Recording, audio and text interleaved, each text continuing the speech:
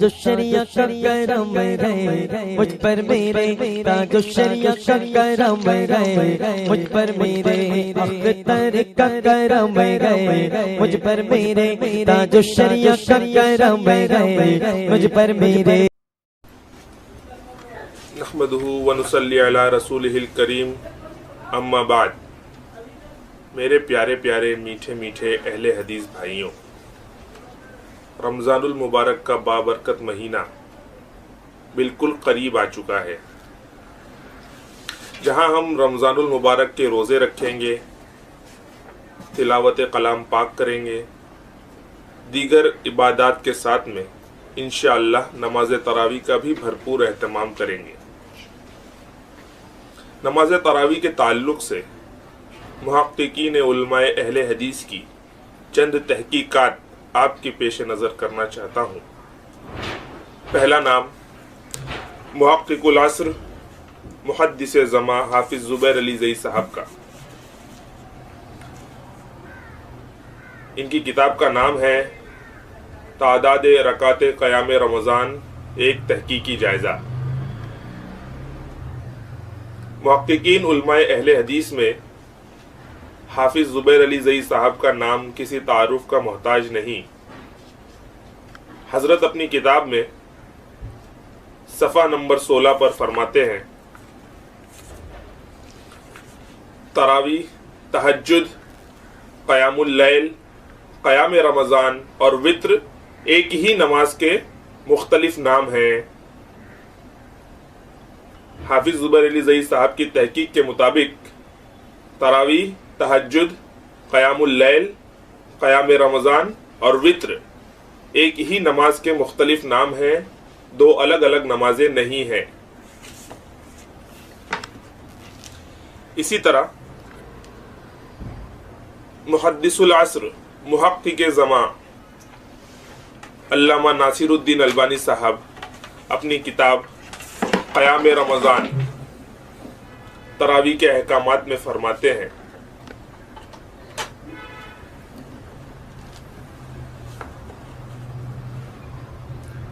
تراویح کا وقت نماز عشاء کے بعد سے فجر تک ہے۔ رسول اکرم صلی اللہ علیہ وآلہ وسلم کا ارشاد گرامی ہے کہ اللہ تعالیٰ نے تمہارے لیے ایک نماز زیادہ کر دی ہے، اور وہ وتر یعنی تراویح ہے۔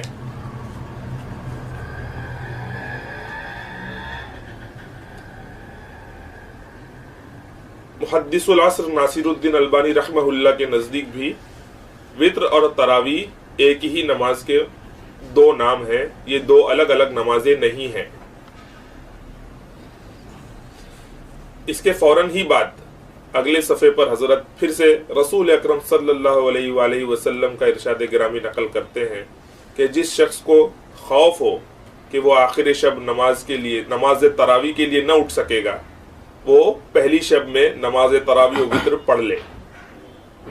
حدیث میں عربی متن میں وتر کا لفظ موجود ہے، جس کا ترجمہ اردو میں تراویح سے کیا گیا ہے۔ گویا کہ محدث العصر محقق زماں علامہ ناصر الدین البانی صاحب کے نزدیک بھی تہجد و تراویح اور وتر ایک ہی نماز کے مختلف نام ہیں۔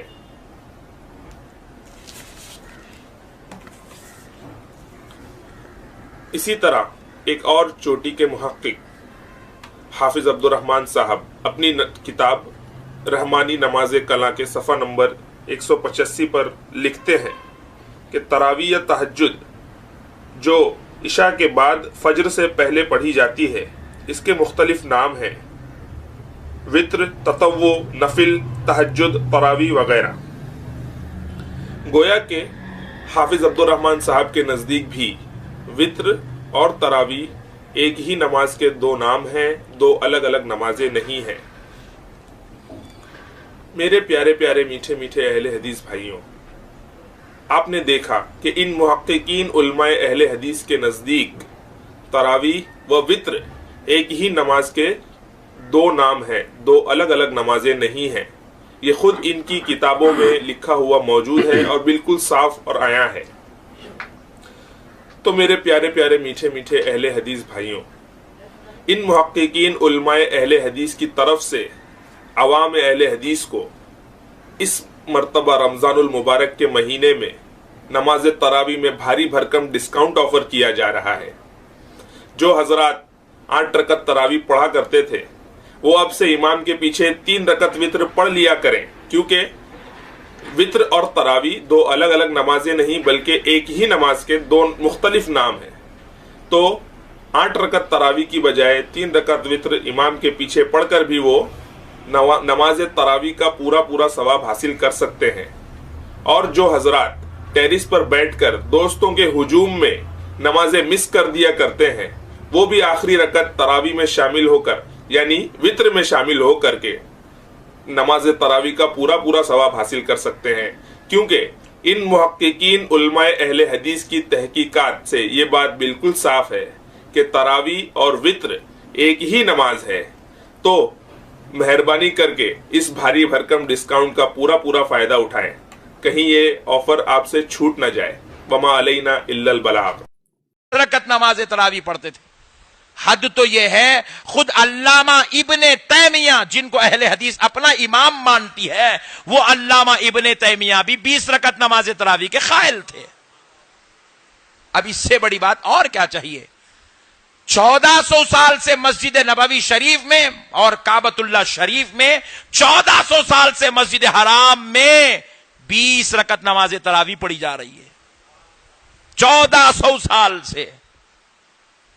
افسوس کی بات ہے یہ جو لوگ ہیں نئے شوشے نکال کر نوجوان نسل کے سامنے پیش کرتے ہیں، اور ہماری بھولی بھالی نوجوان نسل جذبات میں آ جاتی ہے۔ بخاری میں ہے، شروع ہو گئے، بخاری میں ہے تو اس کا مطلب کیا ہے، معنی کیا ہے، مفہوم کیا ہے، کیا بولنا چاہتی ہیں حضرت عائشہ، کیا سمجھانا چاہتی ہیں حضرت عائشہ، ان کے قول کی تشریحات ضروری ہے۔ سمجھیں، عقل کے پردے کھول کے سمجھیں، اپنے دل کو جو ایک کدور بنا کر مت سمجھیں۔ اب ایک حکمت بتاتا ہوں، سن لیجئے۔ آپ بتائیں قرآن شریف کے اندر رکوع کتنے ہیں؟ سبحان اللہ، 540 ہے۔ کتنے ہیں؟ ذرا زور سے بولیں، ذرا زور سے بولیں۔ 540 رکوع ہے قرآن کے اندر۔ اور یہ جو قرآن پہلی رات سے پہلی تراویح سے قرآن کی ابتدا ہوتی ہے، الحمدللہ رب العالمین سے قرآن پڑھا جاتا ہے۔ 95% مساجد میں دنیا کی شب معراج میں قرآن ختم ہوتا ہے۔ کب؟ معافی چاہتا ہوں، شب قدر میں قرآن ختم ہوتا ہے۔ کب ختم ہوتا ہے؟ شب قدر میں قرآن ختم ہوتا ہے، شب قدر میں۔ پیارے بزرگوں اور دوستو، غور کریے گا، پہلی رات رمضان المبارک شریف کی پہلی رات سے قرآن شروع ہوا، شب قدر میں ختم ہوا۔ یہ سسٹم آپ کا میرا بنایا ہوا نہیں ہے، یہ مولا کائنات علی المرتضیٰ کا بنایا ہوا سسٹم ہے۔ شب قدر میں قرآن ختم، اسی واسطے رکوع کی ترکیب بنائی گئی قرآن میں۔ قرآن میں جو رکوع کی ترکیب بنائی گئی وہ 540 رکوع رکھے گئے۔ کتنے؟ ذرا زور سے بولیں۔ اب آپ غور کر کے دیکھیے 540 رکوع کو رمضان میں کیسا بانٹا جاتا ہے۔ ایک دن میں کتنے رکعت ہوئے؟ زور سے بولیں۔ ویری گڈ، کیلکولیشن صحیح رکھیے گا۔ ایک دن میں 20 رکعت، اور 10 دن میں، شاباش شاباش، کتنے؟ شاباش، 10 دن میں 200 رکعت، 20 دن میں کتنے رکعت ہوئے؟ 400 رکعت۔ شاباش، بہت اچھے ہیں آپ لوگ، ماشاءاللہ، میتھمیٹکس آپ کا پکا ہے۔ 20 دن میں کتنے ہو گئے؟ 400 رکعت۔ اور اب بچے شب قدر کے لیے 7 دن، 7 دن میں کتنے رکعت ہوتے ہیں؟ 140۔ 400 اور 140 کتنے ہوئے؟ اور قرآن میں رکوع کتنے ہیں؟ رمضان شریف میں 27 راتوں میں 540 رکعت ہوتی ہے، اور 540 رکعت میں قرآن پڑھنے کے لیے قرآن میں 540 رکوع بنائے گئے ہیں۔ عقل مند کتنا بھی لوز مائنڈ رہا تو بھی تج کافی ہے اس کو سمجھنے کے واسطے۔ اب اس سے زیادہ لوز ہے تو میں کچھ بھی نہیں کر سکتا ہوں، آپ بھی کچھ بھی نہیں کر سکتے۔ इतनी बेहतरीन तरकीब बनी हुई है, उसके बावजूद भी अगर कोई हुल्लड़ मचाता है 8 रकत पढ़ता हूं तो खुदाइच तेरी हिफाजत करने वाला है रे भाई। इनके यहाँ लफ्ज़ तरावी जी जमा का लफ्ज़ है जी। तरावी, इसका वाहिद क्या है? तरवीहा। तो 4 रकतों के बाद इतनी देर बैठना जितना 4 रकत में टाइम लगा है आराम पाना, तो ये तरवीहा हुआ। सही। अगर 8 होती तो इसका नाम तरवीहतैन होना चाहिए था, तरावी नहीं होना चाहिए।